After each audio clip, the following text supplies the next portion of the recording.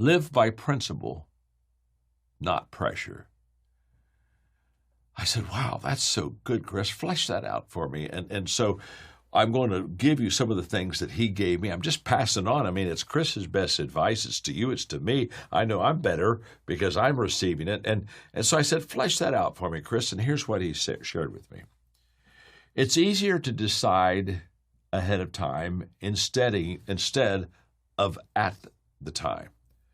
So when you settle your core principles ahead of time, you do what's right at that time. And I just thought how true this is. In other words, what Chris is very simply saying to you is don't wait until you have to make a decision because sometimes you're under pressure to make it. Sometimes you have temptations that are not going to take you in the right way. He's saying make all these important decisions, follow these principles, decide on them ahead of time. Live by principle, not by pressure. If you live by principle when the pressure comes, he said, focus on choices, not conditions. Now, that is a lesson in itself. Focus on choices, not conditions. And he went on to explain, most people let conditions determine what they do. The pressure causes them to change with the wind. In other words, they get in adverse conditions, and all of a sudden, the winds really begin to take over. And he said that pressure causes them to change with the wind. And then he said they blame the conditions, the wind. And he said it needs not to be. And he closed with this. He said, John, you cannot control your circumstances, but you can control your choices. In other words, you can control the principles that guide your life. And that reminded me of a poem that my father taught me when I was growing up. Methods are many and principles are few. Methods always change. Principles, they never do.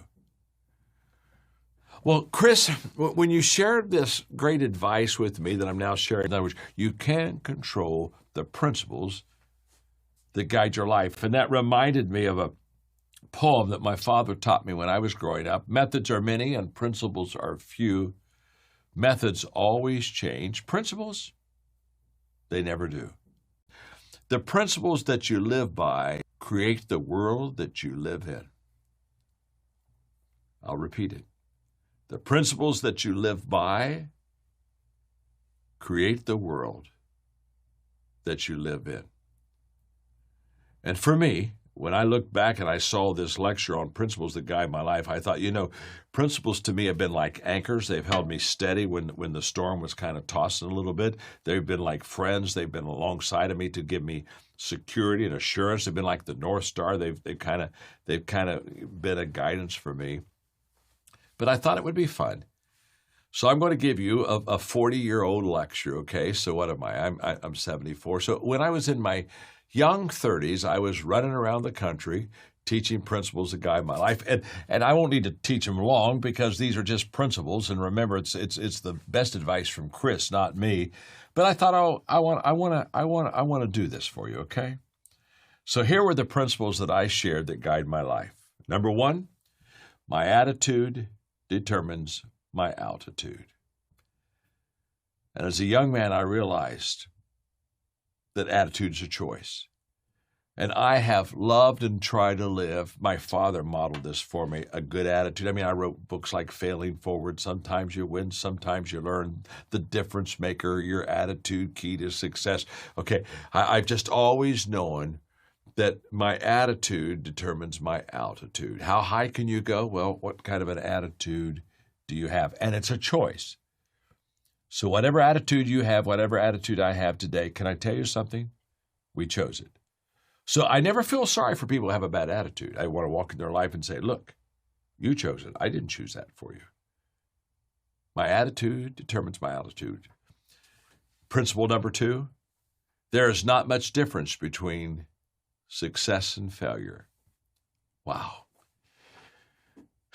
As a very young leader, I realized that you shouldn't separate success and failure. That's a mistake, putting success over here, failure. No. Success and failure need to go hand in hand because they really serve one another. Failure causes me to appreciate the work that it takes to be successful And so when I'm successful, I realize that I had to go uphill and I had to overcome adversity. And success helps me to understand that failure is not final. And I mean, they're so compatible. Never, ever, ever, ever separate them. In your life, you'll have successes, you'll have failures, you'll have mixtures, you'll have ins and outs, ups and downs. It's all part of it. Don't despise your failure and don't idolize your success. Don't go there. Don't go there. Just let them serve you together.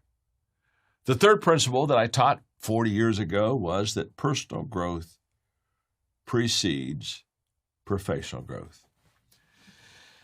One of the books I read was by James Allen, and that book changed my life, and he had a statement in it that says, you cannot travel without until you first travel within. And I have realized that my personal growth is going to determine my future more than anything else. I'm going to have to increase my growth capacity. I want to, instead of going to the next level, you want to grow to the next level. If you grow to the next level, when you get to the next level, you can handle it. If you just go to the next level, that doesn't mean you can handle it at all. Principle number 4, helping others succeed helps me succeed. That I learned that in my 20s from Zig Ziglar. When I heard him in Dayton, Ohio, and you know what he said. He said, if you'll help everyone else get what they want, they're going to help you get what you want. And the thing that was powerful about Zig's teaching was he said, you help them first. That's when I learned. I was doing it wrong. I was saying, help me, and then maybe I'll help you. And all of a sudden I realized, oh, no. I'll help you. And I'll get the return. Number 5, live a life of integrity. Live a life that is open, that is honest, authentic, real. People don't want a perfect leader. They do want an authentic leader. Number 6, these are just principles. I taught these 40 years ago. My ability to get along with people is my most important ability. How true that is. You know, Stanford research says that success in business is 13% product knowledge and 87% people knowledge. Ooh. Did you get that? The most important ability that I can ever cultivate in my life is the ability to get along with people. Number 7, my dad taught this to me when I was growing up, pay now, play later. He taught me that you always are going to pay, son. Don't think you go through life without paying. The question is not, are you going to pay? The question is, are you going to pay on the front end or are you going to pay on the back end? And he taught me that if I paid on the front end, the play would be beautiful on the back end. But he also taught me that if I played on the front end, that pay kept compounding. And when I had to pay the price, it would be huge. Principle number 8, giving is the highest level of living. I believe that with all of my heart. I love to be generous.